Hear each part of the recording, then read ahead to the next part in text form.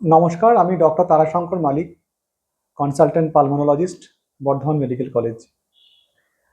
আপনারা জানেন, আগামী 21শে জুন শুক্রবার ওয়ার্ল্ড যোগা ডে, অর্থাৎ বিশ্ব যোগ দিবস।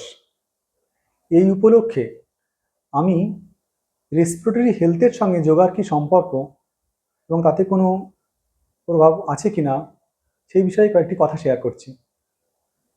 দেখুন, যোগা হলো মূলত ব্রিদিং এক্সারসাইজ, কিছু আসন এবং মেডিটেশন, এই তিনের সমন্বয়ে হয়।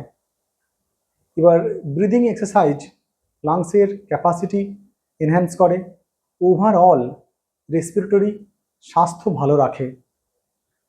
এবং সেটা বিভিন্ন প্রাণায়াম আছে, তার সাথে সাথে বিভিন্ন আসন আছে যেগুলো যেগুলো রেসপিরেটরি মাসেলসকে রিল্যাক্সেশন করে, স্ট্রেংথেনিং করে।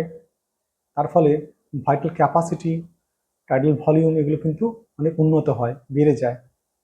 আর মেডিটেশন, মাইন্ডফুলনেস, এতে কি হয়, মন অনেক স্থির হয়ে যায়, শান্ত, অ্যাংজাইটি, স্ট্রেস এগুলো কমে যায়, যার উপরে কিন্তু রেসপিরেটরি হেলথ ভালো থাকে। এবার আসে কিছু রিসার্চের কথায়। সেই রিসার্চে দেখা গেছে যে অ্যাস্থমা, সিওপিডি, এই যে রোগগুলো যেগুলো হঠাৎ করে বেড়ে যায়, স্ট্রেস অ্যাংজাইটি এগুলো বাড়িয়ে দিতে পারে, সেগুলো কিন্তু অনেকটাই নিয়ন্ত্রিত হয় যোগা প্র্যাকটিসের মাধ্যমে।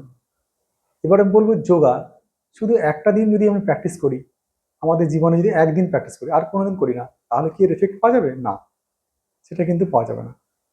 আমরা যদি রেগুলার বেসিসে আমাদের জীবন চর্চার মধ্যে এই যোগাকে ইনক্লুড করি, তাহলে কিন্তু একটা সুন্দর, stress free, good respiratory health, Vitality, long life আমরা কিন্তু পেতে পারি।